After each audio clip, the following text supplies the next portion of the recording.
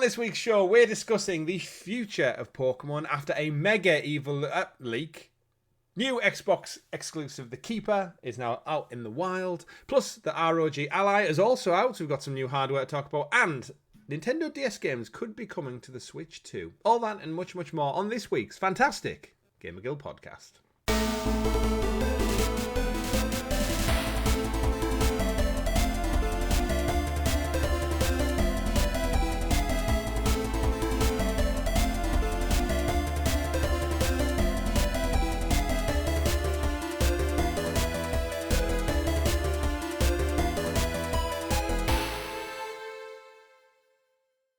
Good game, everyone, and welcome back to your weekly gaming podcast, the GamerGuild Podcast, where we get together and round up all of the week's video game news for your listening or viewing pleasure right here on youtube.com/GamerGuildTV and available up there in the digital clouds on your podcast platform of choice. Just search for the GamerGuild Podcast and you will find us there every Monday, 8 a.m. when this show goes live. Your podcast players for the week are myself, Chris at Arcane Rogue, and joining me once again, the ever-present man of many pixels, Mr. Richie. Good morning. Hello. / afternoon. Good afternoon, everyone, or good morning, or good evening, wherever you are. Good morning, insert time zone. We do have a great show lined up for you all, but before we get into all that, don't forget to like the video, subscribe, ring-a-ding-ding that bell if you haven't done so already, so you're kept in the loop with all the great content we do here on our channel, because we do lots of great gaming content. Not only do we bring you this show every week, but we also do usually a weekly live stream, whether it's a retro look back, it's something new that's dropped, it's a weekly let's play. There's plenty for everyone out there, so do check out the rest of the channel. We're sure you'll find something that you like. This past week, Richie, we've collectively played Yooka-Laylee, or Yooka-Replaylee, which is the pun that they give us. Shout out to Platonic, who provided us a free game code via Steam to check out that one. So there is a first look up on the channel of Yooka-Replaylee, which is the repackaged, remastered version of Yooka-Laylee, which came out back in 2017. It's been quite a while, actually. It felt like quite, you know, when you hear about remasters, you're like, it's way too soon for that. And then actually you look at the calendar and go, yeah, it's about right, probably. It gives them a next-gen boost. It gives the studio a little bit of cash injection as well. Well, that's it, and I think it was quite a smaller title at the time, but then it's become a bit of a cult classic. So doing a remaster of it, people go, I remember hearing about that game. I've wanted to play it. They never got round to it. Yeah. Now's your chance. Did you ever check it out? Because I feel like you're part of that alumni Banjo-Kazooie era. I have it on PS4. I don't think I ever finished it. I didn't. I think either I bought. It's one of them. You know when you buy a game like on impulse and you sit down, you play it for like an evening or two, you have a great time. And then for whatever reason, you just never have the itch to go back to it. You don't have the time usually. It was one of them, yeah. But yeah, I have it. Yeah, I had a great time. What surprised me, it was either I felt like my memory was going really wrong at the opening. They've not only just remastered, they've almost repackaged this one so that the premise of the story at the start is actually a little bit different. And they've added in loads of new skills. So they've kind of looked, I think, the gameplay and thought, what extra features and skills could we add on to make it a bit more fun, essentially, a bit more interactive. There's obviously typical, like, Banjo. This, for those who don't know, by the way, this is from, like, X-Rare developers, Platonic. So it's got that spiritual successor energy and that juice, and the people who made Banjo-Kazooie for Rare back in the day, very much their DNA is seen throughout Yooka-Laylee and Yooka-Replaylee. But yeah, they've had, I guess, 5 years to reflect on it, and I think most artists would always say that their work is never done. Even when they're finished, it's not finished how they would ever envisage it. Especially if you're like a small indie studio, sometimes you might not have the budget to implement everything you wanted to. Mm-hmm. Now you've got the chance. So yeah, they went back and, as I said, they tweaked a couple of things. They added new skills, loads of new like collectible skins and features throughout the game. Little elements like touches of like quality finish and stuff. But it's arguably just the best way. But it threw me for a little bit of a curveball because they changed the intro a little bit. My brain was going like, I don't remember this game, and I'm thinking, I did play this game because I know they did the Yooka-Laylee in the Impossible Lair, which was the 2D side scroller, which ironically got higher ratings and reviews than the original did, even though it was a slightly different game. But with this one, I was playing it, and then it kind of gets to a point about 20 minutes in where then it kicks into like the original story. And that's when I thought, Here I am. I know where I'm at now. I remember this world. I remember these collectibles. I remember these character beats. But yeah, it was a bit jarring at first, but very colourful, very whimsical. And as I said on the live stream, if you've not checked out the video, It's pretty much everything you remember from like the PlayStation character mascot, Nintendo 64 mascot era, where you've got two whimsical characters, bright, colourful world, quite simple. That's a Saturday morning cartoon story. There's a villain, he wants to take over the world, kind of thing, and you and your unlikely heroes take up the challenge, collect all the feathers, collect all the coins, like that kind of stuff. Learn new skills along the way, and just have a fun time whilst doing it with whimsical music and fun. So yeah, great for all family, nostalgia, whatever you're looking for out of it. So it's nice to see it repackaged in having a platform once again. On the Switch 2, of course, for the first time, PC and stuff as well. So go check that one out. And I believe, Richie, our members finally have a chance, as this is a very Pokemon-themed episode. Our members have a chance to catch up on the OG Pokemon Blue. You jump back into it this week. What was it like jumping back in after, I guess, probably one of your largest gaps? Not too bad actually, because I knew exactly where I'd left off. I'd left off just at the entrance to Victory Road. You give yourself a solid save point. Yeah, so it's pretty much Victory Road into the Elite Four. The one thing I was worried about actually is the level of my team, because I've basically throughout the entire playthrough, I don't think I've done any real grinding since like episode 1. Oh, okay, right. And I remember the game being quite grindy, and it's like, sometimes you get these big jumps and levels, like because the difficulty curve has like never felt quite there as a kid. Yeah. But I wonder if it's just as an adult and someone who understands the franchise a bit better, strategically I'm making better decisions, because I didn't really struggle. Like, okay, I have beat the Elite Four. This is the last episode. Congratulations. So this is the last one? Oh, wow. The end is near. Yeah. Not a single one of my team hit level 50 before I rolled credits. Wow, that is impressive. I think even as a child, I always liked to grind till they were like maxed out, because you had the time, didn't you? So like I would get everyone up to, is it 99 the cap? Yeah, but before if like one of them, like before you fight the Elite Four, you kind of usually want to be like around about their levels, and they're I think in the 60s. Okay, so I honestly, when I kind of went, sod it. I'm gonna give it a go after I got through Victory Road. I did it first time. So it turns out you are in fact the greatest Pokemon trainer in the world. I started recording it as if it was going to be 2 episodes. Right. Because it took me a little over an hour to get through Victory Road, and then I actually ended the episode, started recording, to go into episode 12, but because I did it first time, I was like, I don't have enough content here for 2 episodes, so I just merged them into one.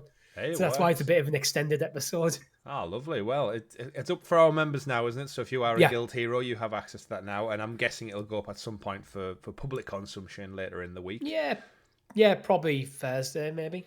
And that's Pokemon round out. I'm guessing you're not going to play Red and Yellow off the back of it. No. It took me most of the year to get through it. I started off quite well, but it's before I went on holiday in the summer. I was doing quite well, and after that, I just fell off a cliff. That's what I thought you went paragliding. I did. I fell off a cliff. Absolutely. I left the motivation at the top of the Babadag Mountains in Turkey. Babadag Mountains. That's a good one. But yeah, in terms of like playthrough, I think we'll have some more stuff coming up. I want to do some kind of spooky things for Halloween. I think as I wrap up on. As I get nearer the end of Ghosts of Yotei, I'm coming to the realisation that there's nothing for the rest of the year that's on my calendar. I know usually you and me talk every week and say like I've got some big flagpole events in the kind of every other month is almost like something. And heading into Christmas, I was kind of looking at the slate of game releases and thinking like Call of Duty I'll play, but I'm not like hyped for it. Battlefield, because of the poorly received campaign, is kind of like came and went. And I just kind of look at the slate and think, I might have a good chunk of time to actually go back and check out some ones that I've missed along the way. How about yourself? Yeah, I'm similar. I'm near the end of Ghosts of Yotei. In fact, we're recording this on Saturday. I'm kind of expecting to maybe get the platinum today.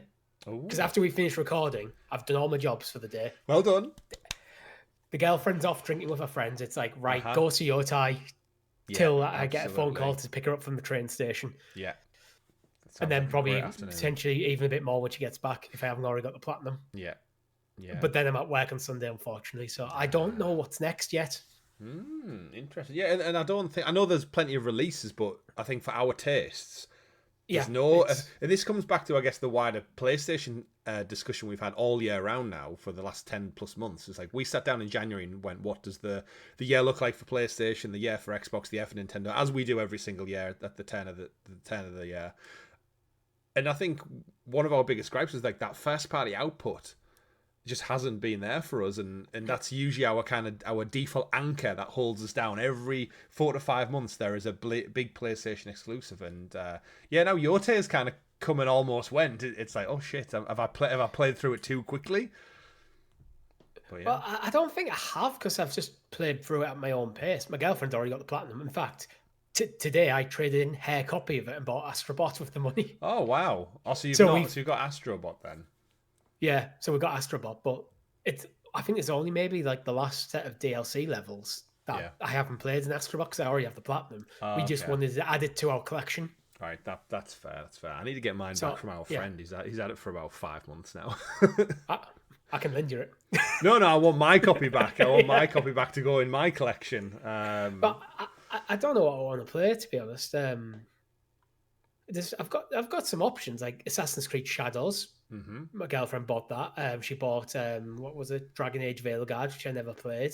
So there's options. I just don't know what I want. Yeah, I think going from Yote to Shadows might be quite jarring. Like just to get it feels like that's a lot of samurai action in across a few months. I'm not feeling like I'm going to go into Shadows, to be honest. So I feel like playing it after Yote, I feel like I feel like too much of a downgrade, I reckon. Yeah, that's why I worry. And it's like, I think it might spoil Shadows for me.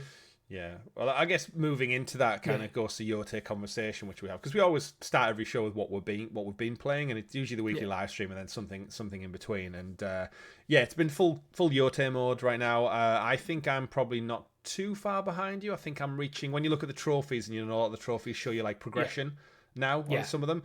I'm hitting that point where I've got every melee weapon, I've got every ranged weapon. Last night I got to the point where you acquire, I'm going to say just the lighthouse, I guess would probably resonate with you. Like that's where I'm at, the lighthouse. Yeah, so you've got down to the coastal area. Yeah, I'm in the coastal area. So I've just done the mission that involves the taking the lighthouse. So I haven't really done many missions in there, but I've pretty much cleaned up the map in there. I think that's so. The next thing I need to do is literally story. Yeah, but I've got it. Yeah, I've got pretty much everything I can collect. There's still one Inu relic I haven't found, but the wind won't seem to take me. There just keeps coming up saying I've got them all. So I think it must be in a story mission or something that I can't access at the moment. Away. That makes sense. Yeah, I think like same with things like bounties. I think I need to play a bit more story to free up them. Yeah, I've got all the cosmetics. Right. That I can have access to. I've basically got access of everything I've got access to at this point in the game. I have done. Yeah. Apart from story. I think that's how the map's been designed, isn't it? I've played the same way. Of like, I've found a new area. I've cleared every bamboo, shrine, fox den, wolf den, done all that. Then I've done some story beats, and then I've pulled myself back to the main campaign after like 7 to 10 hours of doing all that cleanup. It's got a little bit finding the story. I'm really enjoying we've both played significantly more. I think I'm enjoying it. I do still find myself thinking I enjoyed Jin's story a lot more. I think there was something, and that was my concern when we started playing Yote, is that core Japanese story of the morals of a samurai and the repercussions of like a Mongol invasion, all that. It felt like it had more gravitas to it. And playing through Yote, I get this, the revenge path, she wants to kill him, and we're seeing new areas, we're meeting new characters. But that essence of like being a samurai and the stealth, I feel like the Yote for me, it's lacking almost like a bit of verticality. Like I don't feel like I'm doing much climbing. I don't feel like I'm really doing much stealth, for lack of a better way to describe it. Like I'm enjoying it, but it feels like Atsu. I'm still waiting for that, like that character arc that we said about, other than just revenge and she'll make some friends along the way. I will say though, I was sat next to Nat when she finished it, and she was in tears as the credits rolled. Okay, that's interesting. I don't know what happened, Mm-hmm. but so I think that is coming. But I'm the same, where I feel like throughout the story, Jin had this massive internal dilemma about being the honorable samurai versus embracing the ghost, Yeah. and which is what he needed to do to liberate Tsushima. Yeah. Atsu, at the point I'm in, it feels like the more interesting story arcs are happening to the characters around her rather than to her. Yeah, same. Like the Kitsune stuff is really interesting. Yeah, it really. I enjoyed the, Yeah. I guess, twist with that one. But at the point in the story I'm at, I don't feel like Atsu's motivations have changed much. She is still kind of, she wants revenge against the OT 6. She'll do pretty much whatever it takes to get to it, but she doesn't want to basically harm the citizens of Ezo. Yeah. Like she will help them out, and she'll work as a bounty hunter. Yeah, it's that typical video game trope. She doesn't seem to have that core dilemma. She hasn't. Her moral compass hasn't been tested properly yet. Yeah, it is that video game trope of like he's a shed ton of things to do, and a regular person in any walk of life would not stop and help a random guy by the side of the road and then go and fight in a war and then help a lonely woman track down a fur pelt and then save someone from a bear over here. And it's like, but it's a video game, so I totally get that. But I think we're both on the same path here. That I'm waiting for it, and now I've got into that next region and I've done a couple of story beats. I feel like it's building towards something happening. Yeah, I feel like her emotional journey is very much heavy at the back end of the story rather than spread out. Where I feel like Jin was constantly getting tested throughout the story. Yeah. What is the cost, the true cost of revenge, and how much you're willing to say? Because there's a few sprinkle questions that the side characters ask, like, what's your plan after this, Atsu? And she goes like, oh, I'm not too sure. And I'm like, okay, there's some growing space there for like thinking beyond murdering these six assholes. I suppose one of the themes of this is the kind of family, because she starts off as the lone wolf, but you have literally a page in your menu called the Wolf Pack. Yeah. So it's her building this kind of like family around her. Yeah. So it's like the kind of found family kind of thing going on. Yeah. So there is that there, but... And for all of that, I'm still thoroughly enjoying the story and the gameplay. Again, you can't really fault the gameplay at all, can you? I'm starting to get that point where now I've got, I guess, a good combination of the weapons, and I've been playing it for, I'm probably guessing like 35 plus hours now. I'm getting that point where I feel so confident in all my skills are upgraded.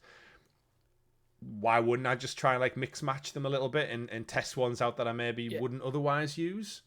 There's some stuff I haven't found. I don't like the rifle. Yeah, because it reloads so shit. It reloads too slow, and I find the heavy bows better. Yeah. In pretty much every situation. So that's the only thing I don't really use. I love the kunai. As soon as I got the kunai, I was like, now we're going. Have you got the kunai charm that sets them on fire when you throw them? No, I haven't. That's pretty cool. Actually, if I have it, I'm not using it. That's one of the things as well with the charm system, the way it doesn't show you what you can equip while you're equipping it. So it just goes, oh, charm equipped, and then you have to go on your menu and go, I don't know which one of the 6 you've took off me. You can press the touch bar for it to pop straight up to that charm. Yeah, but there's some that during the mission, it applies it for the mission, and then it's just there. I did a mission last night where I got a set of armor, and I had to wear the armor for the mission. And then it went back to the normal open world play, and I was wearing the armor, and I was like, damn you. I was like, I had my perfectly red and black slick-looking armor picked out. I had to go back in and re-equip it. By any chance? Yeah, it was, yeah. And I was like, I don't want to wear this. I don't want to wear this ugly shit. I want to go back to my cool black and white ghost armor. I don't like Atsu in armor. I think it looks wrong on her. Yeah. Some of the Ronin it looked better on Jin than her. I tend to go for the more kind of roby stuff, or like light bit of armor on her. I've got it in the... In purple. She's currently wearing the crimson kimono. Yeah, I think I might be wearing that as well, actually, you know. What is it? But mine's purple. Kimono, that's the word. Yeah, I was missing the letter. But yeah, thoroughly enjoying it still. I probably will have the platinum. We'll get back to it. Really enjoying it. And I've also played a little bit of The Keeper, so we'll hold that for reviews. Okay. See who's first to get the platinum. We'll post in the Discord. I mean, I have a daughter and a busy afternoon ahead of me. You plan on sitting down and playing, so it's going to be you. I would stretch. But, probably. We shall see. But Richie, aside from Ghost of Yotei, we've got a great show lined up for everyone, and we can't get into all that until you introduce us to the graciously gathered GamerGuild Gazette, aka The news. The news. And as always, the news is brought to you by our wonderful guild heroes, those fantastic members of the channel who support us that extra little bit further, just like you can, from as little as 99p, like the 40 plus of you who currently support us at that tier. Get early access to this very show, get early access to special playthroughs like Richie's Pokemon Blue and other ones, and stickers and badges next to your name in the chat. But more importantly, you support a 2/4 person mini team of hobbyists who just love gaming and have enjoyed talking about it and playing games for over 6 years now. So thank you very much for everyone's continued support. Do check it out, especially if you're a dirty freeloader on podcast services out there. First story of the week, Richie. Well, actually, we've got kind of a big double Pokemon block. There have been massive leaks, but I don't want to start the conversation off on the negative one, or I guess negative, positive, depending on which way you want to look at it. As a gamer, it's kind of exciting. As a business and as an industry standard, it sucks that these things happen. But they also conveniently have leaked from the leakers' point of view. They've held them back. Apparently, they've had these leaks for over a year, and they've sat on them until the launch of Z-A, and then now they've released it. I guess it's like They want the moment. The leakers want their moment in the sun. Yeah. So they've waited for the optimum time to leak. When you launch, yeah. I guess it almost like the launch of... Is it Z-A? What are we calling that? I can't remember. Still. That's Z-A, I'm calling Z-A.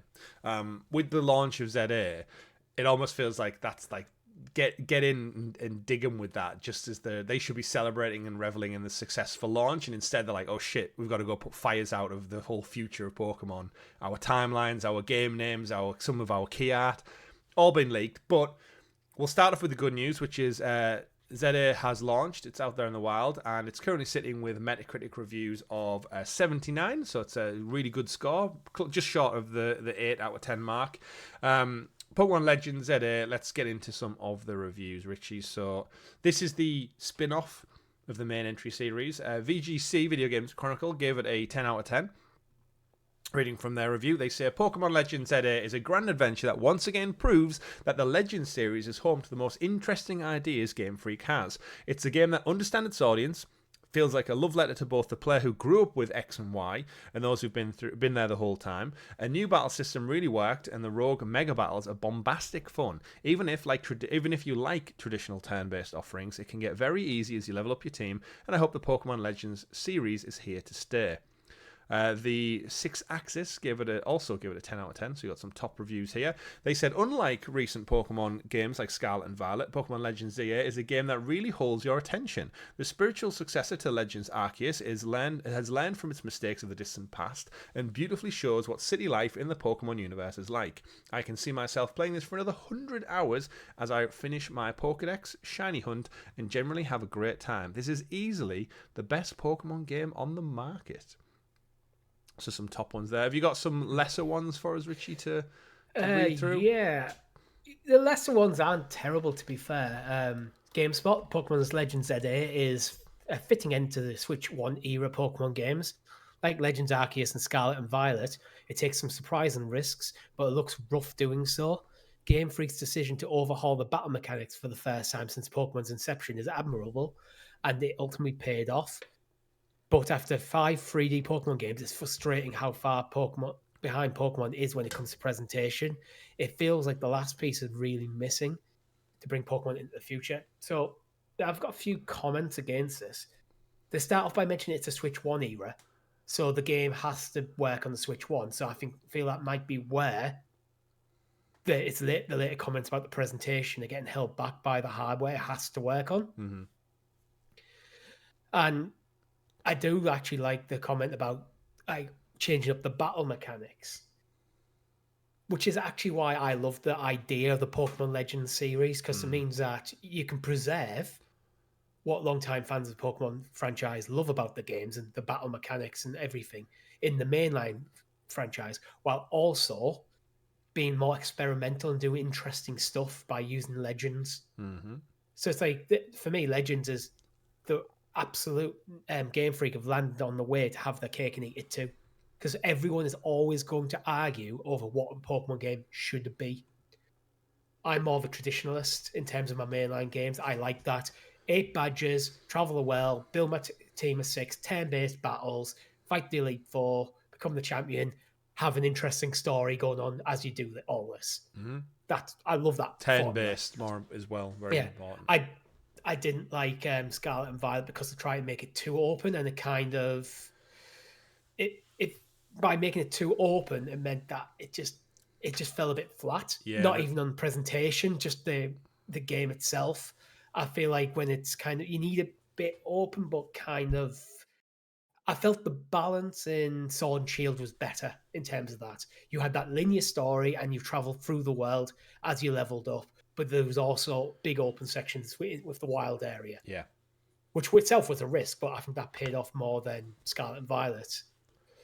With Legends, I'm just leaning towards, I like them experimenting with the Legends. So I like how Z-A is seemingly a very different game to Arceus. Arceus was more the open world collector fun. This seems to be tighter. You're locked into one area, and that's it. Yeah, very action heavy as well. That's what a lot of people have praised it for. Is that it's the first one where it's full on action. So there's no cutscene. There's no into battle. It's very much like anything you see, you can just fight live in the world. And a lot of people said that's as much as pure as like the turn-based element. That's what the core series is there for still. But then this, as you said, it's an element to just like do something different. And I think that's what I was expecting from Scarlet and Violet. And back to your point of, for me, who's very like, I'm very particular about which Pokemon games and how every now and again I get that itch and that bug to go back to Pokemon. And it's changed, it's evolved ironically so much over the years. That when I played Scarlet and Violet, as you alluded to, it just felt like void of lots of stuff. It felt like lots of empty open space with very flat visuals from someone who traditionally plays on PlayStation, Xbox, to go back to it and see everything so like textures and stuff just being so similar to what they were on the DS and stuff to a degree. Obviously they're better, but you know what I mean? It's that art style is stuck. It's more of a sandbox rather than an RPG in some ways. Like, what's your character's objective really? In Scarlet and Violet.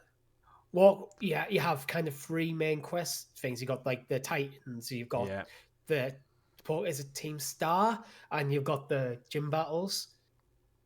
It's just, what's the main focus? Like, that's why I feel it's lacking. Yeah. And then because the world's open, I found myself being massively over leveled because I like to try and capture every Pokemon as I go. So if I see a Pokemon in the wild that I haven't got, I'm going to it. I'm going to try and capture it. And then my biggest bugbear with modern Pokemon games is XP share always being locked on. Because then that means that Pokemon in your team that you're not using get leveled up, and I've never liked that. Yeah, you don't have to be tactical about it. Yeah, I like it as an option, but just make it an option. But that's by the by. But yeah, I do want to include as well is a lot of the early reviews that came from the Switch 2 version because they were quite tight with embargo. So a lot of reviews, I think even IGN, they only got it on maybe last Wednesday, so they had less than 5 days to play a 70-hour plus game probably, and then get a review penned down for it as well. And that was only for the Switch 2. So I think a lot of them, I think I listened to a Nintendo NVC IGN podcast yesterday, said they'd only had like maybe an hour plus on the Switch 1 version because of how obviously they had to review the full game on Switch 2 and then they've not had much time. So after the criticism, I think rightly so, Scarlet and Violet came under for poor performance of like pop-in of characters and textures and stuff like that, we knew that was at the end of the Switch life cycle, or it was getting to the end. Yeah. New powerful hardware seemingly, and as expected, it runs better on the Switch 2, but it's nice to see they've hopefully fixed a lot of that pop-in slowdown glitch. I feel like Scarlet and Violet, because they went big open worlds, which obviously it's going to be harder to implement than, say, Sword and Shield, where they are more condensed areas, even the more open things. It really showed how dated the Switch hardware is. Yeah. So I do reading some of the negative ones, even from like random outlets I'm not familiar with. I feel like because it is a Switch 1 game that you're going to get a better experience on the Switch 2. Yeah. But because it has to run the Switch 1, it is getting held back a bit. Mm-hmm. The next Pokemon game, I think, will be Switch 2 only. Yeah. And that might liberate the series in terms of the presentation. Yeah, I agree. In terms of the gameplay, I'm right in thinking it takes place in Lumio City, which is that the same one from Diamond and Pearl? No, it's from X and Y. Damn it. Which is the one in down in Paris? I feel like I feel like I've been to Lumiere City is Paris. Yeah, I feel like I've either spoke about it so much on this podcast that my brain has reconditioned me to thinking I've played in and around that world. Because Scarlet and Violet, was that the one? Which was the one that was like London based? Everyone was British and had train stations and hats. Oh, that might be that one. See, they're all blaring into one now. Yeah. That's the problem with Pokemon. But yeah, so seemingly Z-A really good. I'm intrigued to see how it does. It might be on my Christmas list, maybe. You know, when people say like, "What do you want for Christmas?" Like, I'm not really sure. So you always go for something that you maybe wouldn't buy yourself outright, but you would happily have it as a gift almost. I'm maybe on the fence with that and some other things to find out. But seemingly doing really, really well. So yeah, my thing with it is, I've been saying pretty much all this year, when sell my house, I'm going to finally treat myself to a Switch 2. I think I might go for the Legends Z-A bundle as it stands for what's out the offerings on the Switch 2. That's the first game I'll probably play in the Switch 2. Interesting. For everyone who doesn't know, me and Richie had a conversation before we went live about what are you going to treat yourself to. It was like, do we do it?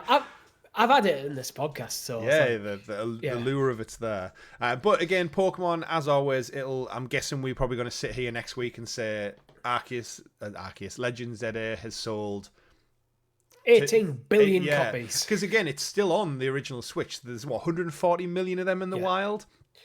Yeah, and Pokemon's still huge. I'm needing a new game, but I don't want to play this on the Switch. I want to play this on the Switch too. Yeah, I don't blame you. I think that. So I'm holding off. Yeah, you'd regret it, wouldn't you? You'd get like so many hours in and be like, I should have went for the Switch 2. I don't really want to buy any new, because I know I want to buy a Switch 2. I'm hoping I buy one this year or early next year. Yeah. I don't want to buy any games for my Switch. Yeah. I want to buy them for Switch 2. That's just where I'm at now. If this was a Zelda game, do you think you'd pull the trigger sooner rather than later? Like, is there a game that Nintendo could put out that would make you go, "Oh, I need it now"?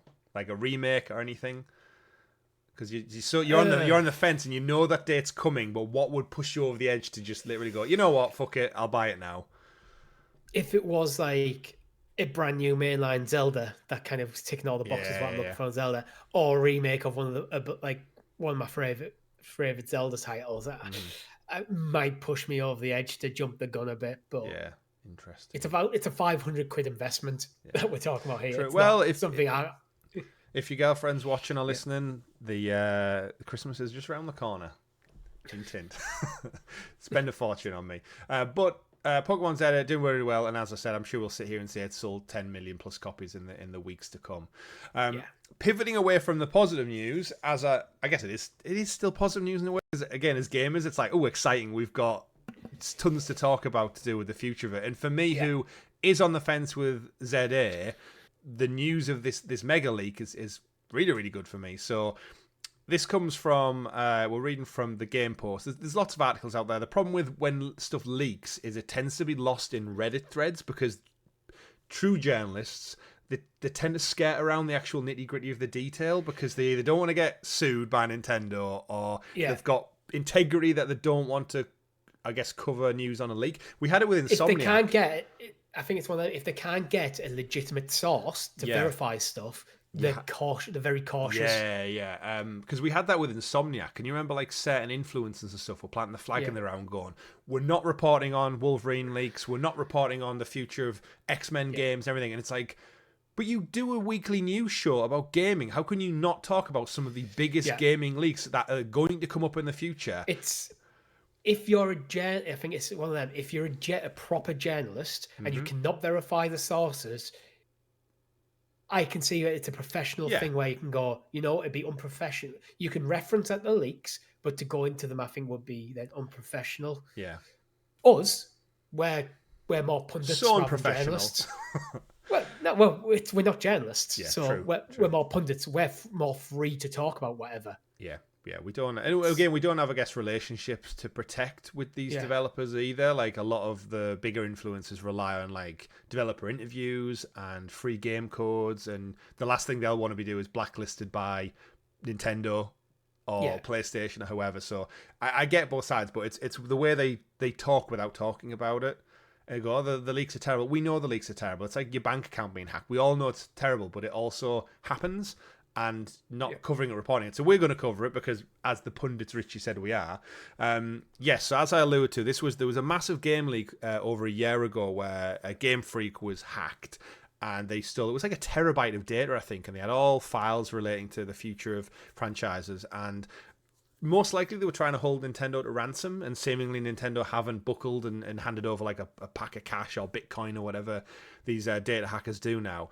And they've sat on it for a year, as I mentioned at the start of the show. And upon the launch of Z-A, they've came out and went, haha, here's more information of the future of Pokemon. So drilling into it a little bit, the roadmap that's reportedly leaked gives the plans for Gen 10, Gen 11, a Legends game, and even more. So I guess we'll start at the top, Rich, which is the biggest one. And I alluded to it last week of that Pokemon's 30th anniversary, did we say, is next year? So it seemed to be like a big year coming up. And the big folk, and I think I asked you at the end of last week's show, like, what are we ready for a Gen 10?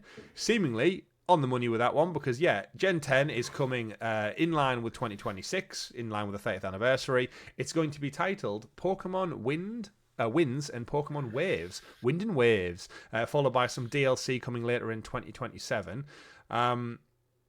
Just straight off the bat, we've got some artwork out there as well. I really like it. Wind and Waves. I like the name. I like the fonts. It looks good. Yeah, we won't be showing any visuals for this, by the way, in case litigious Nintendo do go any screen grab or reference to it outside of discussing it. We will hunt you down. I've just saw something that's going to annoy me. I can't buy Pokemon Winds now. Why Look not? at the D. There's a tiny little dot in the middle. Yeah, dot in the middle. That I'm sure they'll sort that out in tidy up. But yeah, it's Pokemon Winds written in like I want to say like a Hawaiian looking font, maybe to me. Winds in red, waves in blue, naturally. So you got your red and your blue again. They've done Hawaii though. Just the font. I'm guessing Wind and Waves. Yeah, I think, like very Polynesian like style. That's what comes to my mind. But they've done it. Galar. They've done Australia. That's my guess. Okay, Wind and Waves. I could see that. Bit of surfing action going on. Yeah. So this is Gen 10. So this is the next big staple in the core franchise of Pokemon. After that, the studio are seemingly planning another Legends game, which makes sense. That seems to be their spin-off franchise, and this is going to be Pokemon Legends Galar, which is the Galar region the Hawaiian one? No, that's the Damn UK. it. Okay, so we're going back to the UK with the Legends game, right? Which is the Hawaiian one, just for my own? The games of Sun and Moon, I can't remember the name of the region though. Right, because that's when you get the big, giant, long neck Executor, isn't it? With the giraffe neck, and you're like, what the fuck are you doing, Game Freak? But yeah, so that one seemingly is coming around about 2027 or later. So it kind of hits the cadence of, we'll get a game next year, seemingly a gap-free year, with some DLC, and then another Legends game, which, depending on how big Game Freak is or isn't. And then there's Sorry? Yeah, I think so. It looks like Gen 10 next year, Legends Gala the year after. Yeah. It's a nice cadence, really. Yeah. And then you got your multi-region remake, it says. A mysterious multi-region remake, expect to arrive close to 2028 or beyond. So, multi-region remake, could that be combining different games into one? So I think I like the sound of this. I like it a lot. So it's got the code name Seed, and there's some in parts of the league is talking about potentially this being a full online experience. So people talking, is this finally the Pokemon MMO? Oh yeah, that would be good. And the rumor is it's Horn and Sinnoh, which are that's the Hawaiian one. No, damn it! It sounds Hawaiian. It does, but it's Horn's Gem 3, which I think is based in the Japanese area. Then in Sinnoh, Gem 4. So seeing both of these have had a remake. Right. So I don't know what to expect from that. And also, I don't think they're meant to be anywhere near each other in like the Pokemon World map. I'm sure you can just teleport or fly or surf or get the SSS, what's it called? And St. But to be fair, if that is like the third game that in the row that they're working on, this might be very just early concept stuff. Yeah, I mean, it seems so far out where it's 2028, 9 beyond. Yeah. and you'd imagine Game Freak of the Game Freak very similar to almost like an EA is because they're churning these out on almost like a yearly cadence. You do wonder if they ever get an opportunity to take stock and go like, what is our future plan? Because it just never ends. And you got to remember, you've also got all like the mobile spin-offs. You've got Sleep, you've got Go, and I know they're all independent, but they're also so interconnected as a franchise. And I think we need to remember, like, Nintendo don't own it, so there's different parties at play. Didn't Game Freak recently get bought by a big, massive Chinese conglomerate? Oh no, sorry, it was Niantic. Sorry, I think the ones who do Pokemon Go. Yeah, I know there was some like kind of outside investment from somewhere. But yeah, where do you want to start, Richie? Pokemon Legends 3, essentially, in Gala. You've got the new core one, and you've got a very seemingly exciting MMO, because people have been crying out for something very different in a long time. And I think being able to jump between 3 different regions sounds quite tantalizing. Well, I think the Pokemon MMO, I feel like it's maybe 20 years too late. Like, Pokemon was probably at a peak when things like World of Warcraft was also at a peak. Mm-hmm. Pokemon's had several peaks over the years, let's be fair. And I feel like general interest in MMOs has died off, but there again, companies are big pushing games as a service, which are basically kind of MMOs. Yeah. I personally, if this is a side game, not a mainline game, fine, do whatever you want. Yeah. I'm not interested in an online experience in Pokemon. I like my Pokemon to be a single player experience. It's just one of them. Like, I think it comes with like age things. Like, I want to be able to play Pokemon at my own time and not have to worry what my friends are doing, playing what other people are doing online, and not being locked out of content because I can't attend raids at specific times and everything that comes with MMOs. I just want to be able. So if this is a side game, which is, I have absolutely no issue with it. Yep. I hope it isn't Gen 11. I hope Gen 11 is its own thing. But so what about we literally don't. We don't know. I think it's still very very early. It'd be very early development anyway. Yeah. I think an MMO, I could see it working. I think they would have that trouble with, do we go free to play, or do we keep it? Because I feel like free to play is the way to go. But Pokemon, in a lot of ways, I feel like mirrors Final Fantasy, where they've had so many entries over 3 decades, and it's inherently Japanese. However, it's been so westernized. You then have to look at Final Fantasy Online. Then you've got 16 was full on action game, like we've just said. Legends Z-A is all committed to the action. They've had many spin-offs. They've got so much stuff that's happened over the years. They're not necessarily connected stories, but they kind of are, by using certain characters and stuff. But then they're at this point where they've become so ballooned and large. Like, where do you go that's different, and how do you keep it the same to the true original audience, but also try and invite new people in? And obviously, Pokemon is totally different, but also very similar. Pokemon earns enough money that they really can have enough development team to work on multiple projects at the same time. Mm-hmm. So you can have your core team working on Wind and Waves, while the second team's working on Legends Gala, and the third team is concepting out Project Seed. Yeah. And then once Winds and Waves has come out, that team shifts over to Gen 11. Yeah. And probably has maybe 4 years to working on that exclusively, while other teams are working on other stuff, and you can keep that cadence coming. Is there a chance they outsource an MMO? Similar to how Naughty Dog realised, like, actually, we could do The Last of Us Online, but it will change us as a studio, and we don't have the capacity to support an ever online present game whilst working on a main single-player entry. And I think I could see whatever this ends up being, it's done by a separate third party. Yeah, 100%. I could see that happening. Because you'd hate to think you'd take away from the core principles and like get not watered down, but their attention is split amongst too many projects where the core one suffers. But to bring it back around to Wind and Waves, we both like the name, we both like the art style. Mm-hmm. We're obviously going to get a slew of new characters, most likely. That's what they introduce with every gen. You get a lot of new, different looking fuck faces. One might look like an ice cream, one might look like whatever.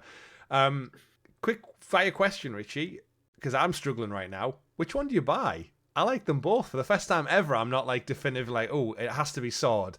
It has to be that colour. I'm looking at Wind and Waves and I'm like, they both look equally cool and good. And I think, the reason I think I bought Pokemon Shield is because I think you were talking about buying Pokemon Sword. Okay, yeah, so you've got the option to clash so swap like, over. Yeah, like sometimes if you've got like a close friend like you, it's like, oh, you're playing one game. Well, I'll play the other one. Yeah, because they are the same, but they're the same, but there's a few different things. And then we never ever single traded a single Pokemon no, we across didn't. them No, games. But the option was it always was there. there. All right. Well, I'm leaning. I think I'm leaning more towards Waves just because I had Blue originally. I was leaning towards Waves. I'm just gonna get that in there. Get that in there. But I mean, it is the same know. game, but it's interesting how the choice in the naming conventions impact sales. I think there's definitely you could write a university thesis on naming conventions and buying habits based on the Pokemon history. I like the names of both of them. I think the logos look both cool, so I might decide based on what Pokemon exclusive. Because if there's a really cool looking Pokemon, go, I want to use that one, but it's locked to Winds. Yeah, I'd probably lean towards buying Winds. I mean, you can see already the Winds one is going to have unique flying Pokemon, and the Waves one is going to have unique water Pokemon. Yeah, you would imagine, right? But speaking of the core one, then, do you think we go to a new area, or do you think we retread familiar ground with it? New area. A core one's always, I think a core Pokemon title is always going to be a new area. You're going to get 3 new starters, a fire type, a water type, a grass type. Yeah. It's going to have a new regional bed, which you pick up in the equivalent of Route 1. Yeah. It's going to be that.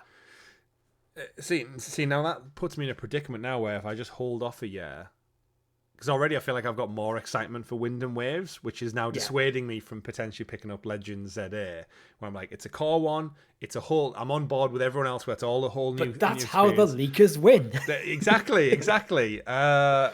So yeah, there'll be a new. I'm guaranteed there's going to be like several new TV shows that tie in with the launch. There'll be a new. There will be. Card packs, the trading card games. Naturally, there's a Wind and Waves issue that comes out. I'm so glad I finished my 25th anniversary one a few years ago because I'm like, it was nice to be done and finished with that one, and I think I don't have to do that again until my daughter's maybe like 6, 7 and starting to get into it. Perhaps I'm like, okay, I can commit to this one. And then the last point of this story, I guess, is there's a Gen 11 planned for 2030, which is so far out. I don't even want to think about it yet. It's only 5 years. True. And we've already talked about there's like 4 games, there's like 3-4 games before it. It's wild to think of that, and then at the same time, we might have like a PS6. We might both have PlayStation 6s by then, and the world's a whole different place. And then I guess Legends, the new Legends one, which is set in Galar. I guess because that's so far out as well, they're probably going to see how Legends ZA does and see what things to pluck from that did well, what things weren't received well, and how to tweak it. But yeah, it looks like it's taking things roughly back to 1,000 years in the past again, similar to Arceus. Yeah. So you're going to go back in time. I was going to say with Legends Galar, it'd be interesting to go back to base it off, because Galar's based off the UK. Base that off, say, maybe like Victorian England. I was thinking medieval with like knights. Medieval. I think Sword and Shield had a bit of like Industrial Revolution, post-Industrial Revolution stuff going on. So you could go medieval would work. Is there any? What's the crow that has like a shield and a lance?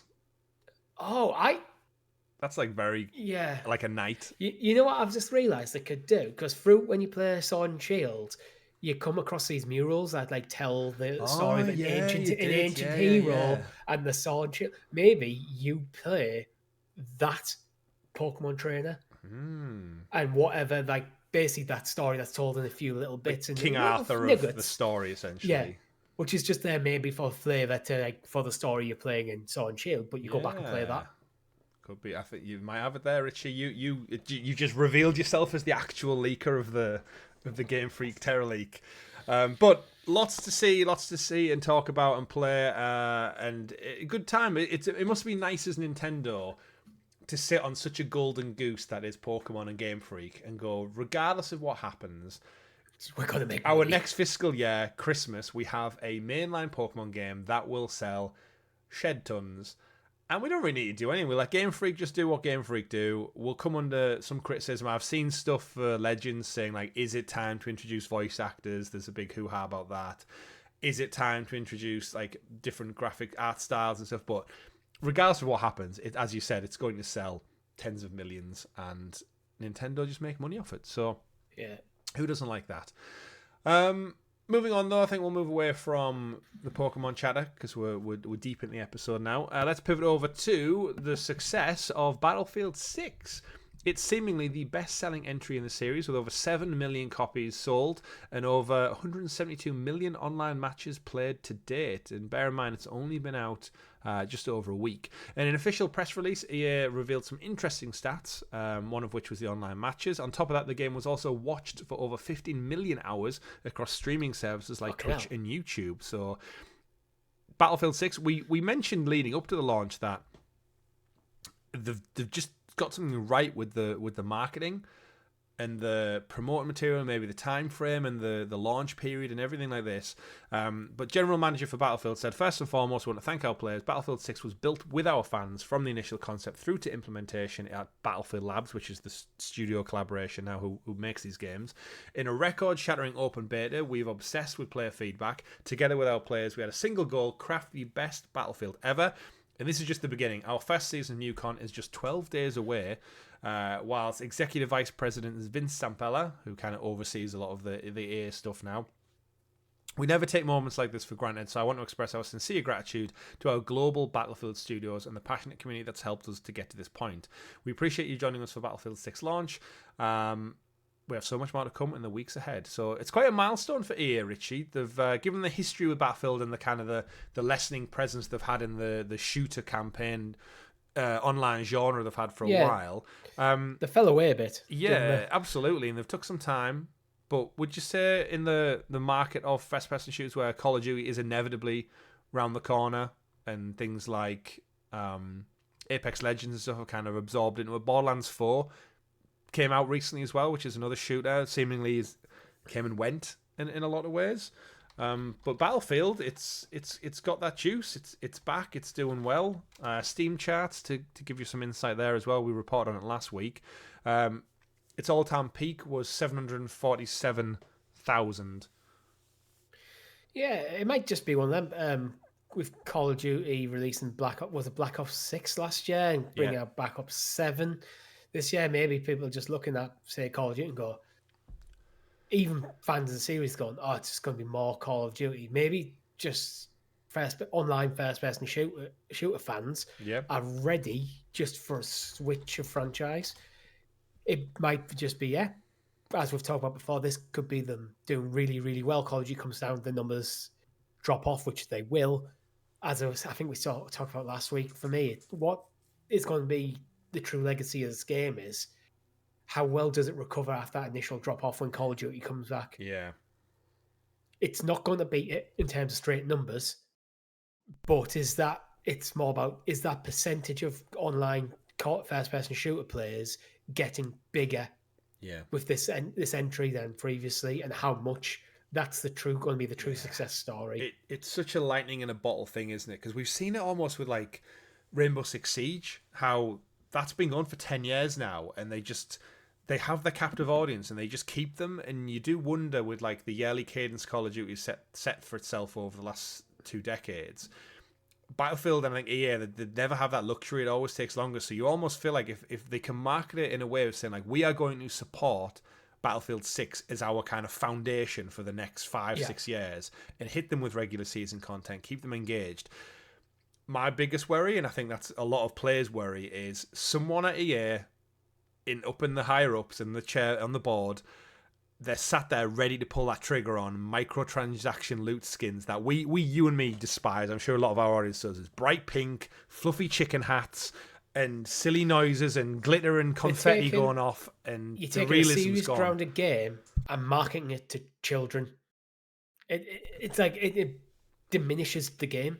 Like it does. Yeah, it diminishes its core concept. We've seen Activision Call of Duty sit there and go, we spent weeks researching every meticulous detail of like sound design and how does this particular gun feel? How does it sound? How is the reload sound? Every little intricate detail. So some child can paint it pink and have their head on fire. Yeah, while dressed as an elephant on a skateboard, and you're like, yeah, you're kind of taken away from the gravitas and impact of warfare. You're kind of diluting the whole purpose of warfare. Like, let's be real. Any kind of shooter, I mean, most video games, they inherently glorify violence and and murder and destruction of our fellow human beings and stuff There's like that. Definitely a deep conversation that can be had around why do video games have violence? Because every pretty much video game has violence in it. Yeah, even Pac-Man. Stray with a little kitty cat game. To a certain extent, yeah, there's enemies to attack you. That's true, yeah. They do little robot bastards.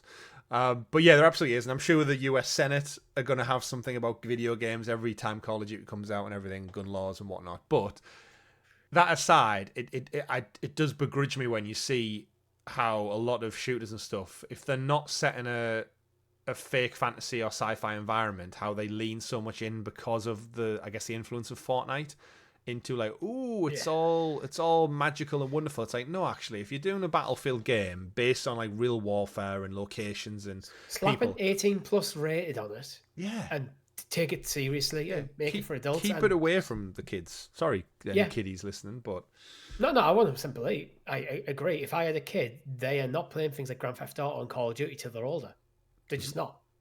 Oh, they'll have to sneak around their friends and play it instead. But shout out to Battlefield. I'm really happy for it in a way. Again, I'm not someone who like is a diehard Call of Duty fan, but I think both of us fell off that back in the Modern Warfare era as we got older. But I'm thrilled to see that there's actual competitive competition out there for Call of Duty, because I think they need it to keep pushing them and being like, get back to it. If it was free to play, I would probably consider dropping in for a few matches. If occasionally, you get that first-person shooter, Rich.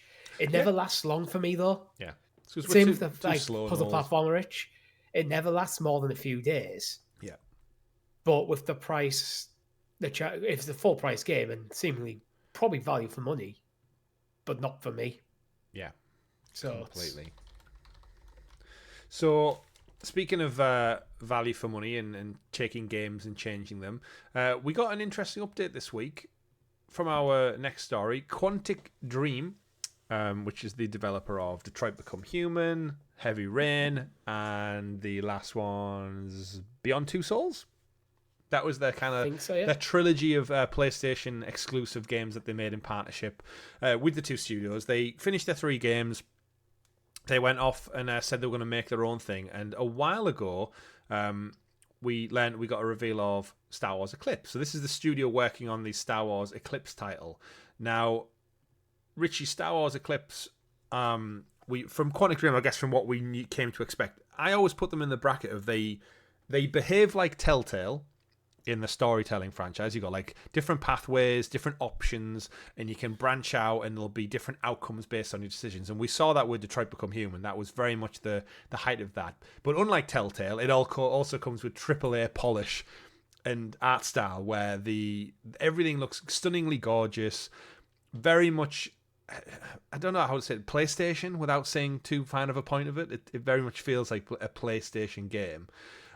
They revealed a couple of years ago now, during I think it was December 2021. So probably a Jeff Keighley thing, actually. Now I'm thinking of it out loud. We got to reveal that they're working on Star Wars Eclipse. However, it's been a few years now. We've not heard anything from Star Wars Eclipse. But they've revealed a new game as part of a blog post from the head honcho, posted out saying that they're going to be working on and after the conversation we just had around Battlefield, it's super ironic. So that's a studio that's known for single player, story rich, linear gameplay. They're deciding to launch a 3v3 battle arena game out of nowhere, seemingly, and yet we've not got an update on Eclipse. This game is called, if I can find it, because I've moved the article, Spellcasters Chronicles. Spellcasters Chronicles.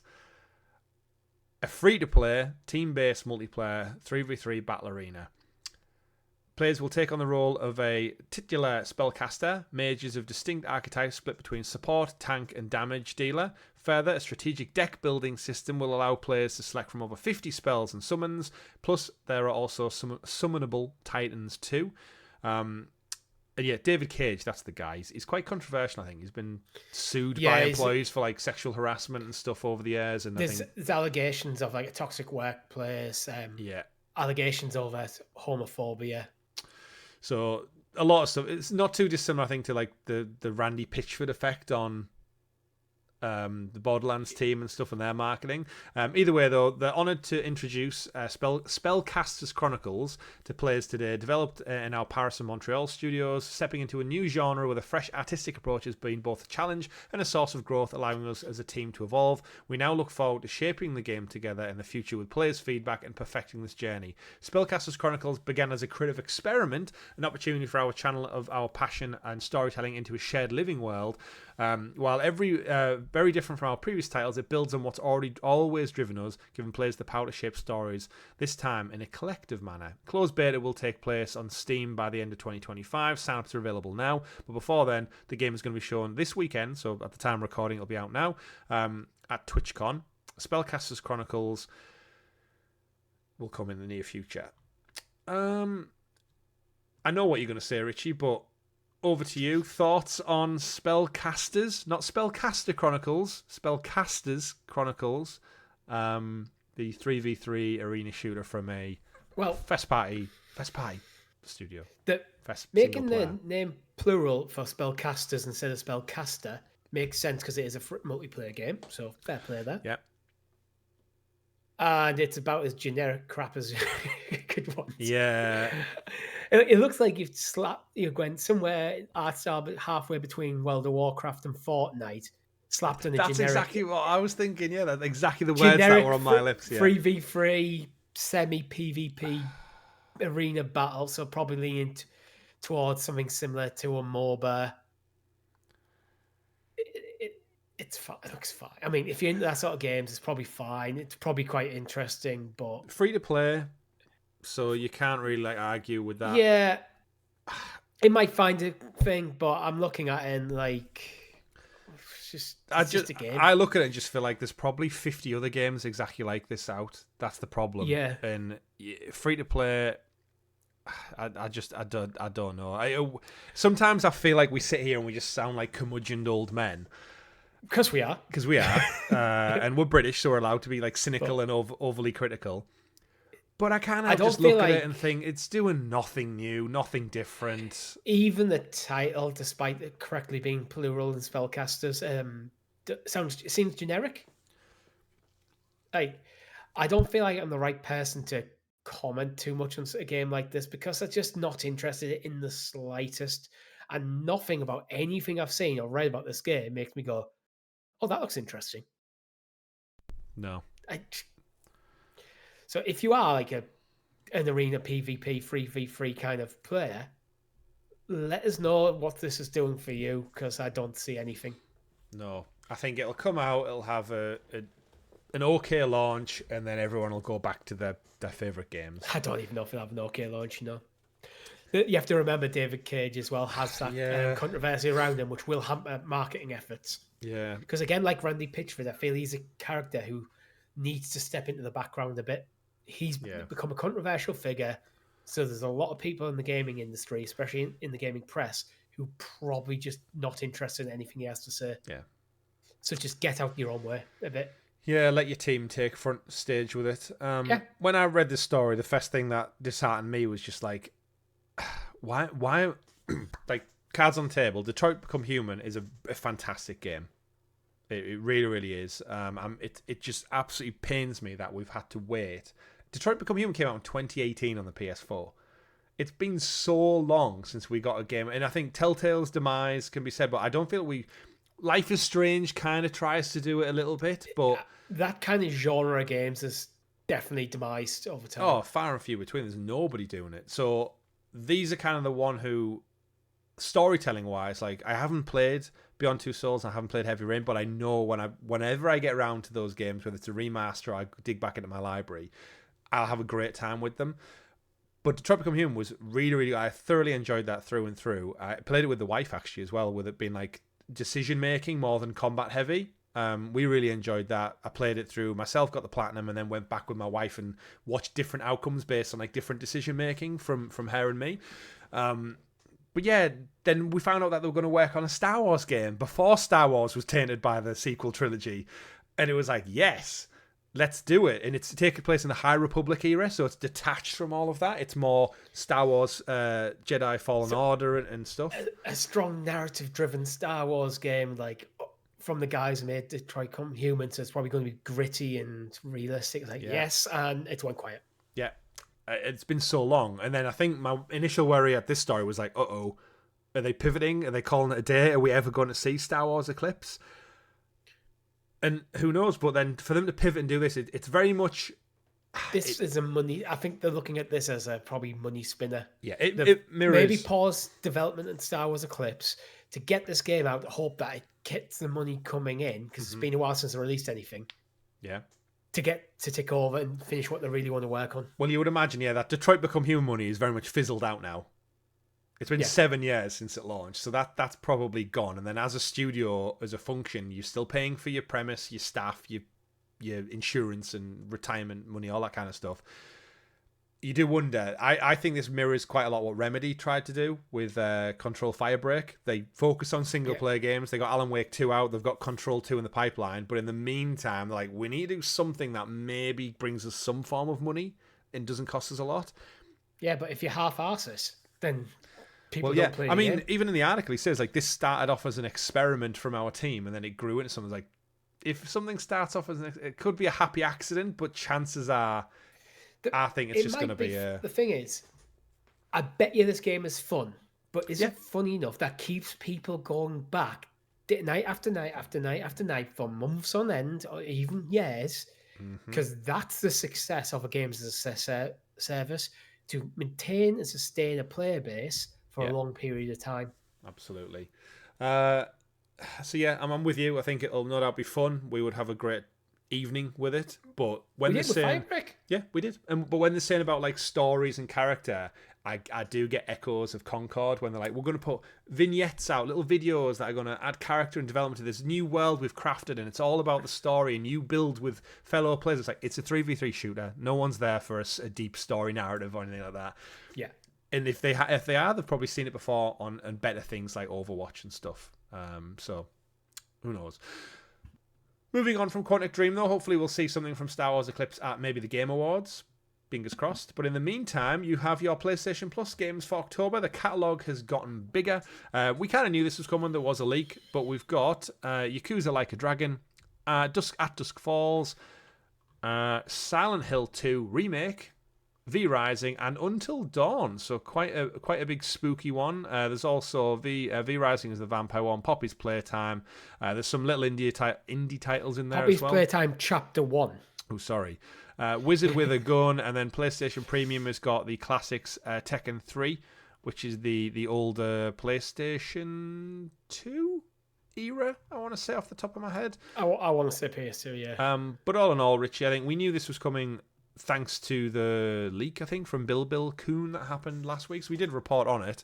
But I think in terms of the time of year it is, dropping Silent Hill 2 Remake only a year after its release, and Until Dawn Remake, which again, that only came out last year, right? The Until Dawn Remake with the movie? Well, yeah, flopped out the game. Oh, yeah, it did nothing. It did nothing. But you know what? If you're looking for something spooky to play this season, I know I was saying that once I wrap on Ghost of Yota, I'm not sure what I'll make, and we like horror on the channel. Might be worth us jumping in and just doing like 2 odd hours of the open and see, like we did Dead Space last year, I think, just to see, not a full playthrough, but just to see how scary the aesthetics and the horror of Silent Hill 2 actually is, because it got absolutely praised. And as someone who only really knows about Pyramid Head and the Fog, but enjoys Resident Evil seemingly now, and it's a franchise that's so well revered, I feel like I almost owe it to itself when it's free on PlayStation Plus to just jump in and see what it's all about in a way. Yeah. It's weird how we do that with games, isn't it? You put them on a pedestal and go, I can't believe I've never played that. Yeah, this is an amazing game. I've never played it. When are you going to play it? I don't know. Future. Future. I will say as well, actually, I've got a copy. You know, part of my retro collection we're building up. All right, yeah. So one of the ones that arrived this week in my collection, if anyone's keeping a close eye on the shelving behind me, you'll notice it gradually gets bigger and bigger as the weeks pass by. One of the ones that I've still never played to this day, and I know you're a big fan of as well, aside from Silent Hill 2 remake and such, Shadow of the Colossus. Yeah. Because again, it's one I never played it before. I probably have it on PS4. I only played the remake. Yeah, on PS4. I know. But I got this copy. Interesting enough, it's cardboard. It's one of the few PS2 games that doesn't seemingly have a plastic. What can I think of a plastic? Yeah, plastic case. But yeah, it comes with. And it's in good condition actually for cardboard. It is, yeah. This is why I enjoyed it. But yeah, you've got. There's your plastic inside. A little bit of plastic in there. So there's some art cards, or I guess postcards. It's a weird game, Shadow of the Colossus, because there's only 8 enemies in the entire game. So you got like some funky art, which I'm guessing are the colossi that you climb on it. But yeah, I thought I'll get that one. I did look as there's the PS4 version. But yeah, look at that. That's beautiful. Beautiful, yeah. And it wasn't too much. But I thought, like, yeah, I can get the PS4 version. But I thought if I'm doing my collection right, I want to do it. I kind of want the OG one. So I picked up a few Ratchet and Clank games to get those ones out. One of the things that interestingly really found out, I know this is a complete segue into a different topic completely. The Sly Cooper games, very expensive and hard to find. I think Sly Cooper 2, Thieves in Time or something, was like £30 for a PS2 game. Kicking around. Weird. Interesting. Especially when we're talking about Ghost of Yotei so much. I'm just looking up Team Eco because I don't know if they got disbanded, didn't they? Oh, did part of the Astrobot Team Asobi Japan merger shutdown thing. So I think they just exist within the Astrobot team now. Or Sony Japan went as well, didn't they? Because they've only actually ever made 3 games: Eco, Shadow of the Colossus, and Last Guardian. The remake of Shadow of the Colossus was done by Bluepoint. Bluepoint, yeah. Which we'll get onto actually, and it would have been a good segue, but we'll keep that for later on. Moving on, Richie, it just came out literally last night, and I didn't even know it. Our next story, Xbox exclusive from Double Fine Studios, The Keeper is out now. So earlier on we spoke about Ghost of Yotei and that I'd reached the lighthouse point, but if you're genuinely looking to play as a lighthouse in a video game, which I never thought would be a sentence I'd say myself, it came out this Friday, so I downloaded it last night. I was going to do a first look up on the channel, but just as I went to start recording, there was some shit happening outside my house with, total aside once again. But yeah, there was this kid was out there and he was on something. I'm telling you this right now, like a guttural screaming. There was 2 police officers trying to like calm him down, and I could see him out the window like a little curtain twitcher. That's weird because you live in a new build estate that's literally still I don't think he's from here. I think he was clearly a teenager who's took something. Yeah. And he's got himself lost, and someone's probably rang up and went, "There's someone outside our house on our estate, acting weird." Because I saw him go past our house on the camera, and I thought, "Oh, I'll keep an eye." Because I was up playing Ghost of Yotei, so I was like, "I'll keep an eye on the camera." But the neighbours had like a bike out the front, and the bike didn't get nicked. So I thought, okay, maybe he's not out to steal stuff. He's probably just lost.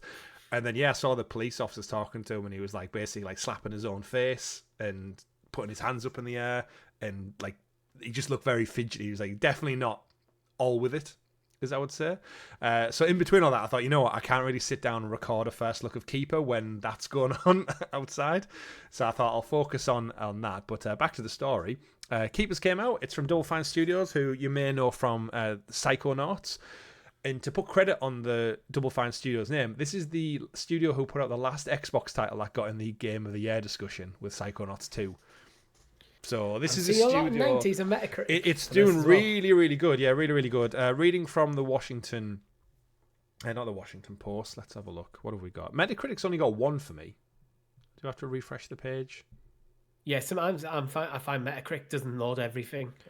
All right, you read us out some things for the kids. So basically, you play as a lighthouse. There's a stray bird who is being hunted down, lands on the lighthouse. The lighthouse kind of saves it, man. And there's a sentient lighthouse who lives in like a creepy not a Little Nightmares world, but I can see the influence.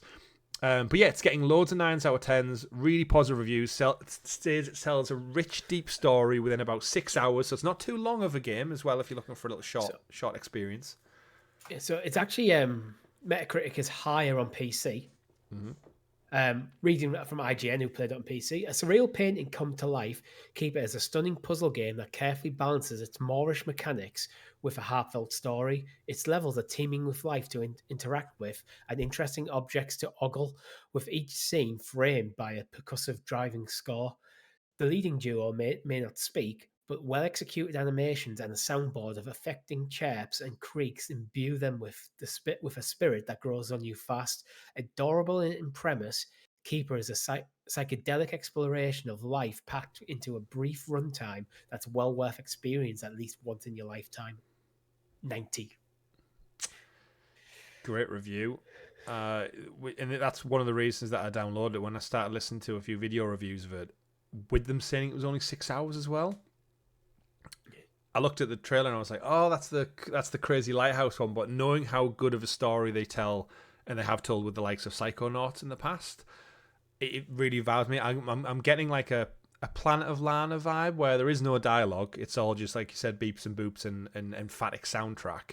But with that almost like Tim Burton Little Nightmares exploration twist to it. Okay. I think it looks great. I can't wait to play more of it. I only managed to get in about half an hour or so, but fun right up my street. And I think I'll play the rest this week. I want to read a quick review from the Daily Star. It's meditative and gently puzzling, trying to always be more about being in the moment than the usual gaming tropes of do this and do that right now. That won't necessarily be enough for the hardened gamers used to adrenaline-style action play. But this will appeal to those looking for something different, and they give it a 70. So it's like, you're marking it down because it's not Call of Duty. It's not a shooter. That's how I'm reading that. It's like, come on, guys. Like, if you're going to write a gaming review, even at a shit institution like the Daily Star, just do it properly. Yeah, give it something. Yeah.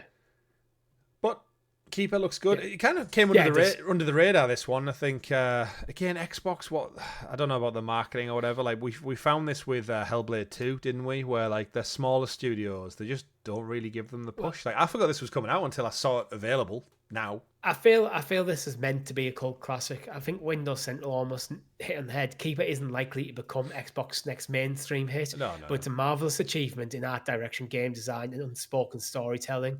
Keeper is a result of giving a passionate, highly creative team the time and resource they need to create their masterpiece, and it begs to be played with as little knowledge as possible going in. Like, this isn't the big tentpole title that Microsoft's going to pin the Xbox brand on. However, this is going to sleeper hit, that absolute gem. Yep. That if you want to get away from the big tentpole titles, this is the one you go to. Absolutely. So Keeper it looks good. Available now on, of course, if you've got Game Pass Ultimate or PC, because if you've not been living in the world, they've changed their plans and tariffs and what recently, so it won't be included in is Essential and I forgot what the middle tier one's called now. Extra? Yeah, it sounds about right. Is it extra? Yeah, you won't get it day one, so you got to wait. It'll come within the year, but you got to upgrade to that Ultimate plan if you're interested in that one.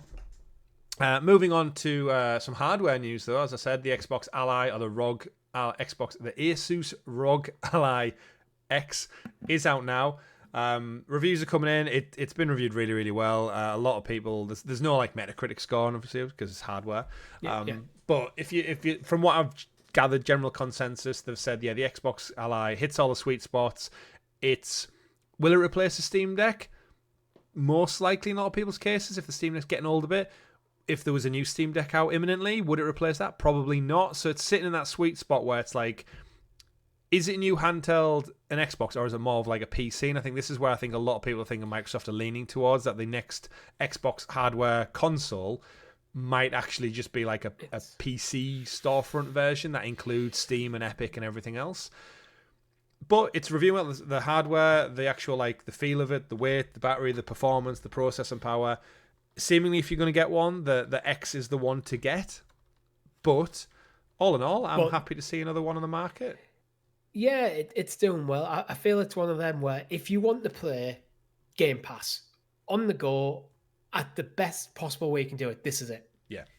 But from the reviews I've been listening to, if you want a handheld gaming PC experience, the Steam Deck still wins out. Yeah. That seems to be where it's going. So if your preference is Xbox, that can also play Steam stuff as well. Yeah. Go for the ROG Ally X.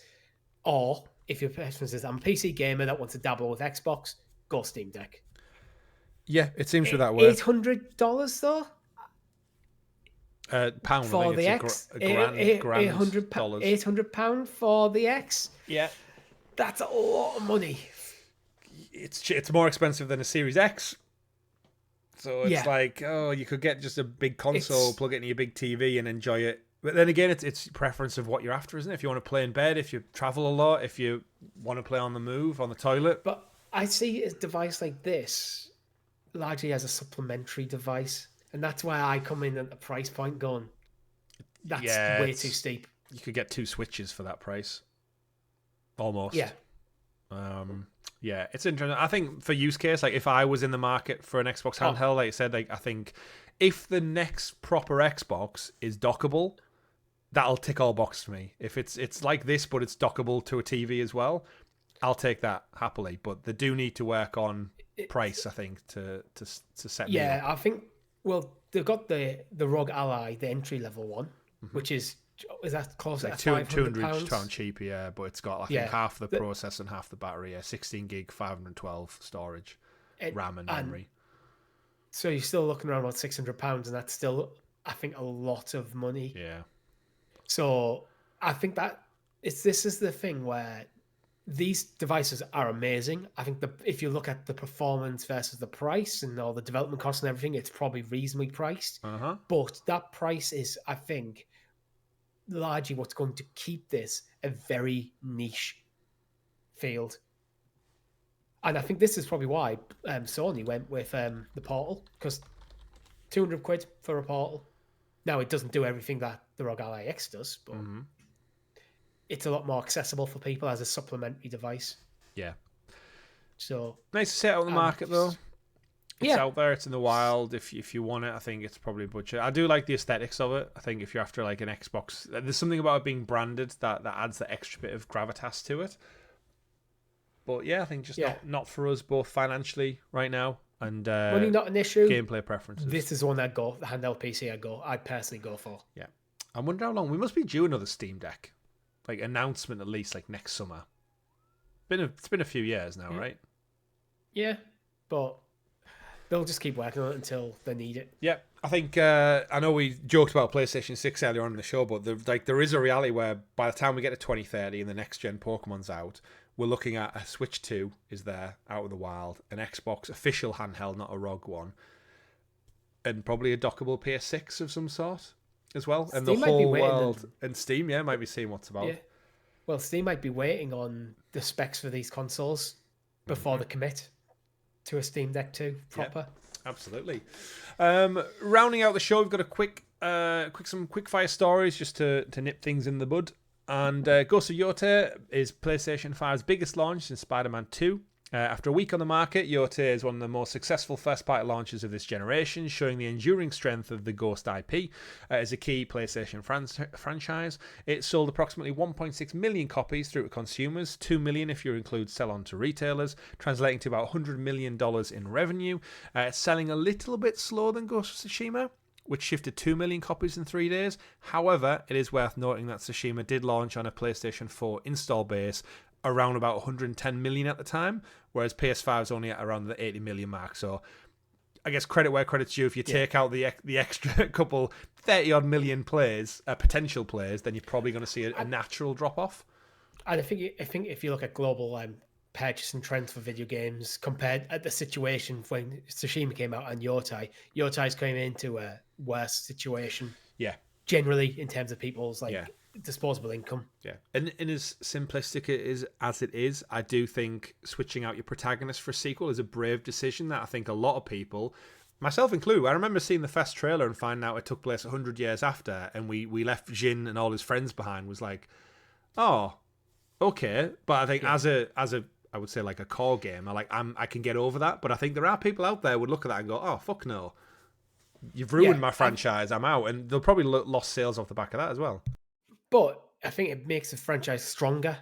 The game might be weaker, but the franchise is stronger for making that decision. Yeah. Because then when it comes to the next one, they can go with another new protagonist where the third game with Jin feels like you're just going back. Forcing his story to keep going. Where I think it's one of them. If they feel like they've told the story they want to with Jin, move on to the next character. And they can just keep doing that. Yeah. And there's nothing to say they couldn't go do a spin-off and go back to Jin.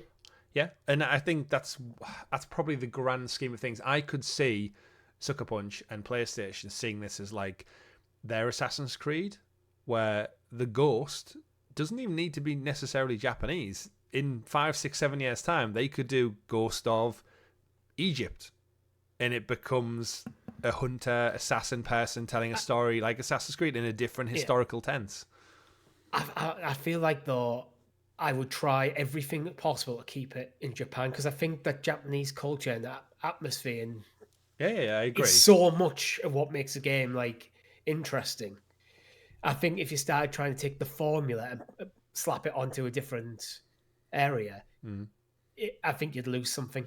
Oh, undoubtedly, but depending on what they want to do with it, like if a third one comes out, people are like, all right, we're fed up of Japan now. Can we get a different setting?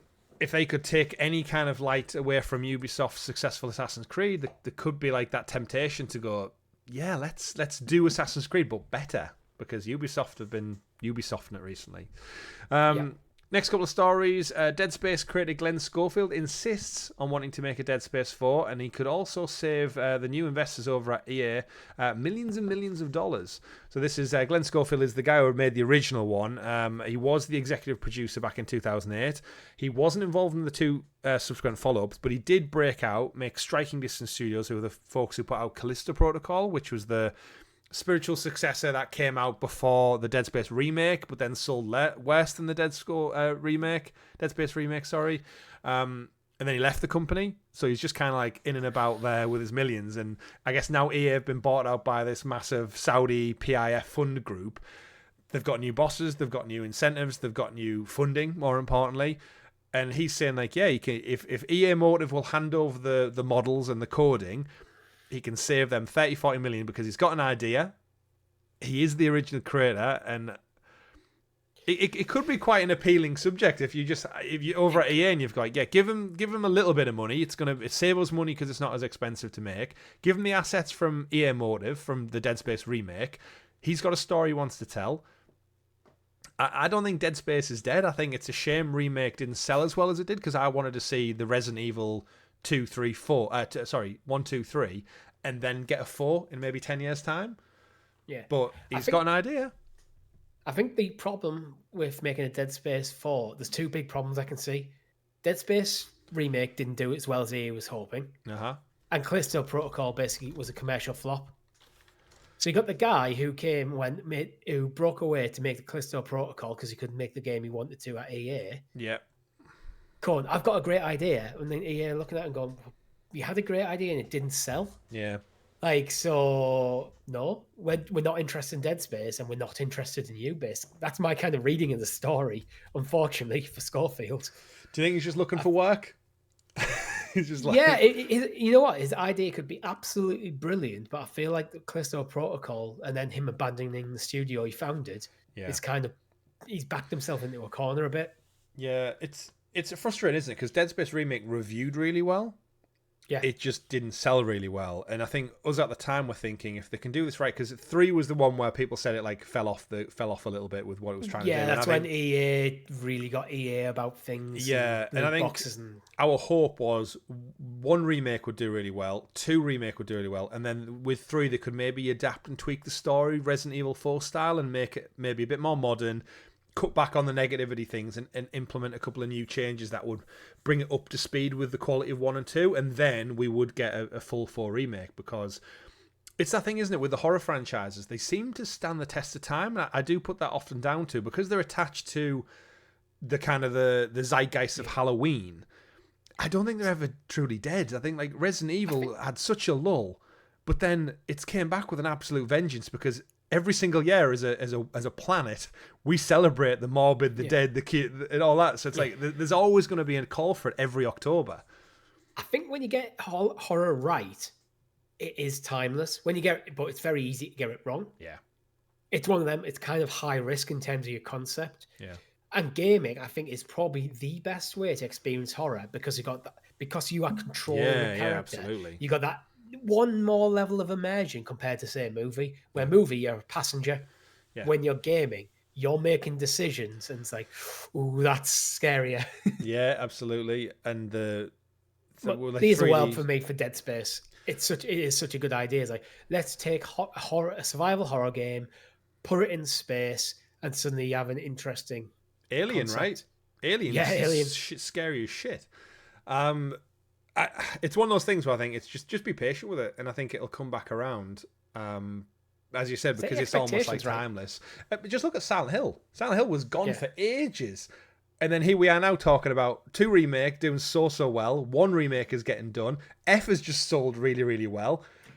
And there's another 2 in the works, is there, if I recall? So yeah, it never goes away forever. And that's the great thing with gaming. I think we've said a few times on the show, no matter how long you've had to wait for a remaster or remake, at some point, whether it's 10, 20, 30 years, they will go back to the well and you will get something. I begrudge us not having a Resistance, a Killzone, and Uncharted, but 10, 20 years' time, someone will go, yeah, let's do it again. There will be a call for a Dead Space 4 at some point, or a remake, or another one. It will happen.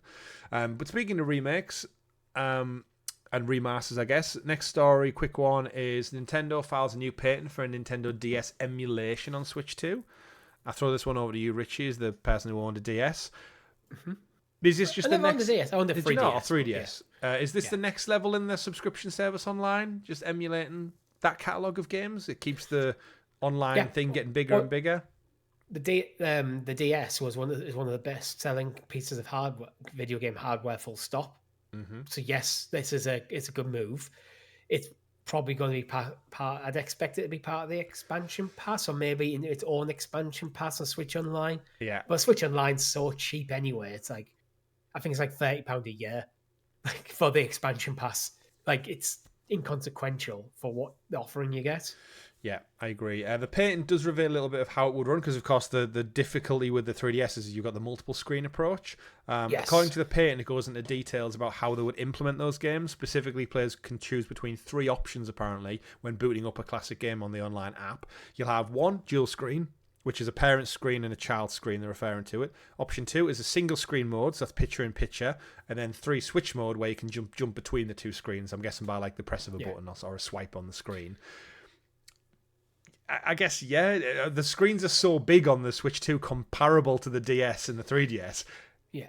Just put a little template over the top and have both on as an option, or I guess it just depends how they're implemented in individual games, right? It's like a game by game cases. It's a game by game basis, and give people the option to what they prefer. With the picture in picture, the one thing I'd like to see is the ability to move the second picture. So it's to make sure it's in somewhere that makes sense for you, for whatever game you're playing. Free move it, yeah. I can see a lot of people using the first one where they have, I imagine it's picture and picture, so they'll be like side by side kind of thing. Yeah. So like sat somewhere where it makes more sense. Or even if you could just click to like make one bigger and one smaller as and when you need them. Like you could have it like just sat in the top corner like a map, and then when you need it, just bring it in larger. And then a bit like Ghost of Yoto when you swipe for the little key puzzle map. And it just kind of shrinks away and then comes back in as and when you need it. In terms of games, Richie, 2DS, 3DS, a lot of Pokemon games are stranded on that console, if I'm not mistaken. You're not seeing Pokemon on this service. No, but that's where a lot of them are stranded, right? It's true, but this doesn't solve the problem because there isn't a single mainline Pokemon game on any Switch Online offering. I would be very, very surprised if they suddenly brought the DS games as part of Switch Online, because they haven't done it for any other thing. They've got that golden goose. The Game Boy games aren't there. The Game Boy Advance games aren't there. We've got Stadium, haven't we? Or like some version of them, I'm sure. And the N64 one, I feel like Stadium and Snap have made their way over. Maybe, but not mainline titles. Yeah. And to be honest, well, I would prefer Nintendo when it comes to the mainline titles. And I said this in our Discord server, to actually just basically do a kind of semi-remaster, get them running on the Switch natively, and integrate like things like Pokemon Home and give it the full online experience. Yeah. Good shit. Yeah. And that brings us, folks, to an end of this week's episode of the GamerGuild Podcast. Of course, we like to end every single show by looking back at this day in video game history. We're recording on Saturday the 18th of October 2025, which means let's dive back in history. And what a day, Richie, already. Oh yeah, this is the day that video games were saved. 40 years ago, the NES came and saved video games. Wrong one, that's a Super Nintendo classic. This is the NES, the one before it. Damn it. Keep talking. Nice try. But yeah, this is the day, basically, during the video game crisis in America back in the mid-80s, for all Atari and ET stuff. That's the one, Chris. I grabbed the wrong box. The NES came, Mario came, and suddenly video games were renewed in America. Just like that. Yeah, without this console, this podcast doesn't exist. Wow. What a statement. Of course, this is the classic mini, not the actual one, of course, in such pristine condition. But yeah, 40 years ago, 1985, Richie, the NES launched. The mini series. When are we getting a GameCube, N64, version of this? Do you think it'll ever happen? Or do you think that we've moved on from this gimmicky little pack-in miniature version? I feel like Switch Online's kind of taken its thunder a bit, because you can buy an N64 controller, you can buy an NES controller and a Super Nintendo controller for your Switch or Switch 2. Yeah. And play the entire library.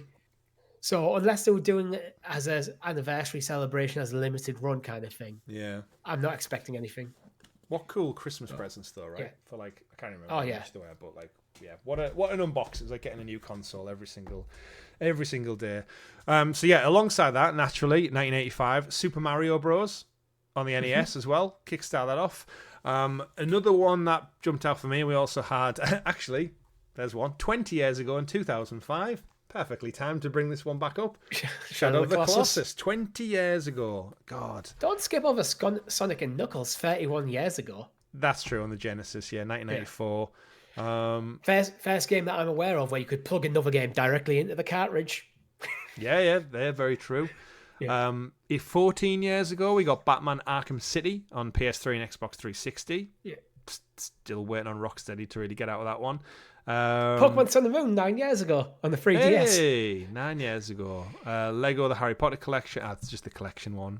Battlefield 1 as well, 9 years ago. Yeah. This day in game has matched up quite nicely with the topics of the show. It has. I'd say it was almost like we planned it that way, but we absolutely didn't. So yeah, what a day in video game history. And long may it continue. Yeah. But that brings us to an end of this week's episode of the GamerGuild Podcast. Of course, don't forget to like, subscribe, ring that bell so you're kept in the loop with all of the great content we do here on the channel as we get together and talk about video games every single week for your viewing or listening pleasure. Available here on YouTube and on podcast platforms. Remember to just search for the GamerGuild Podcast or GamerGuildTV and you'll find us there every Monday 8 a.m. when this show goes live. Thank you very much to our guild heroes, the wonderful members of the channel who support us that extra little bit further every single week, month, day, second, minute, as we round up all the video game news. We'll be back later this week with a live stream, no doubt. Check out the videos I've just got up on the channel in Yuka, Replayly, and Pokemon Blue for members will most likely be going up later this week, so go check that one out. And leave a comment down below. Engage. Get in with the algorithm. Help us out. Share with your friends. Make a TikTok video. Do what you want to do. Me and Richie are going to go play Ghost of Yota this Saturday afternoon. Let us know what you're playing, and we'll see you on the next one. Thank you very much. My name's been Chris. And I've been Richie.